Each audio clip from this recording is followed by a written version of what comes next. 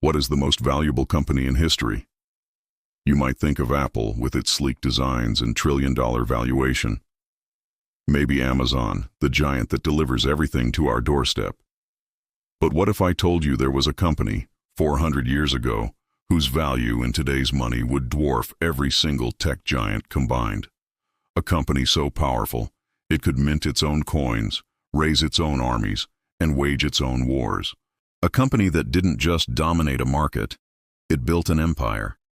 This is the story of the Verenigde Oostindische Compagnie, or VOC, the Dutch East India Company, the world's first multinational corporation, and arguably the most powerful company that has ever existed.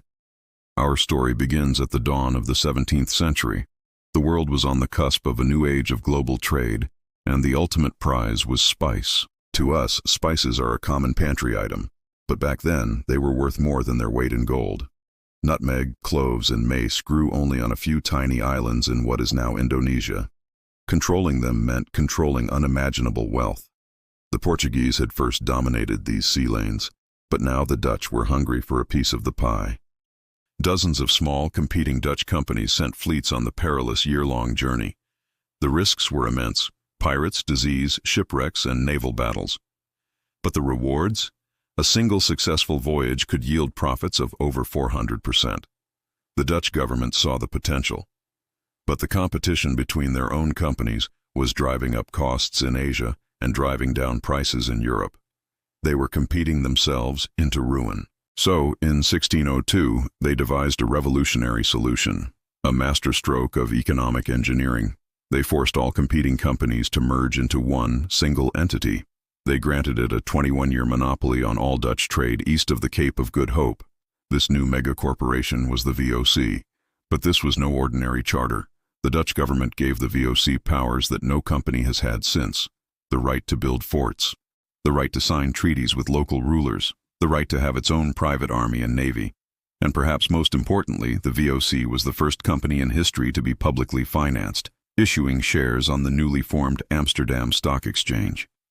For the first time, anyone from a wealthy merchant to a humble craftsman could own a piece of this global enterprise.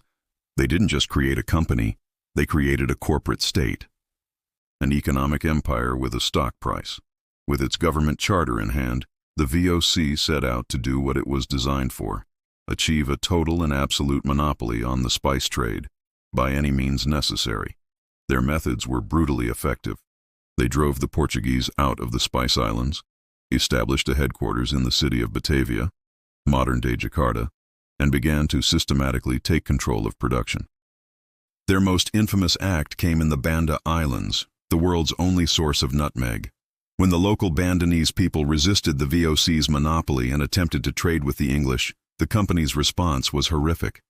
In 1621, Governor-General Jan Pieter Zoon Koen led a campaign of conquest. He massacred, starved, or enslaved nearly the entire population of the islands, which numbered around 15,000 people. He then repopulated the islands with Dutch planters and enslaved labor to run the nutmeg plantations for the sole benefit of the VOC. This was the dark heart of their economic model: state-sanctioned power used to create a perfect, violent monopoly. The profits were astronomical. Back in Amsterdam, the VOC was fueling another revolution, a financial one.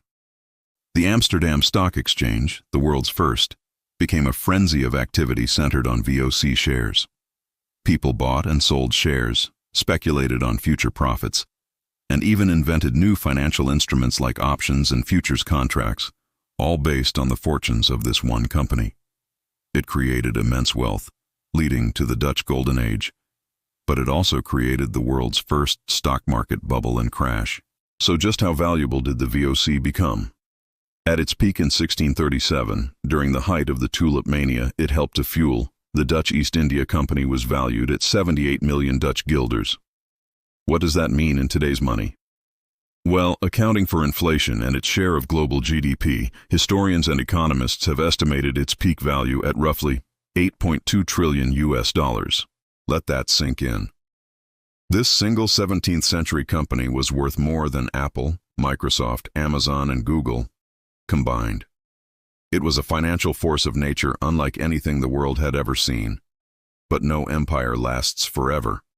The VOC's massive size became its greatest weakness. The company became bloated, inefficient, and riddled with corruption. Its own officials, stationed thousands of miles from Amsterdam, would engage in illegal private trade, lining their own pockets. The company's unofficial acronym became Vergen onder Corruptie, perished by corruption. At the same time, competition was growing. Its arch-rival, the British East India Company, was becoming more powerful, particularly in India. Wars, especially the Fourth Anglo-Dutch War in the late 18th century, were disastrous for the VOC's shipping and finances. The company that was once too big to fail was now simply failing. Drowning in debt, it was nationalized by the Dutch government in 1796 and formally dissolved on the last day of 1799, ending its nearly 200-year reign. So what is the legacy of the VOC? It's a story of incredible innovation. The VOC created the blueprint for the modern corporation.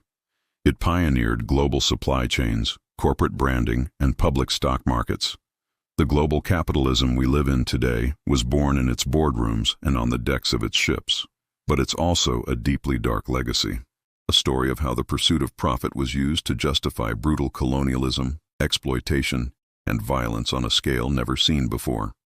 The Dutch East India Company is a powerful and terrifying reminder of what can happen when a corporation becomes more powerful than a state. It begs the question, in an age of globe-spanning tech giants with immense influence, what lessons have we truly learned? What historic company should we investigate next? Let us know in the comments below. And if you enjoyed this journey into economic history, be sure to subscribe to Historic Economics and hit the bell icon so you don't miss our next video. Thanks for watching.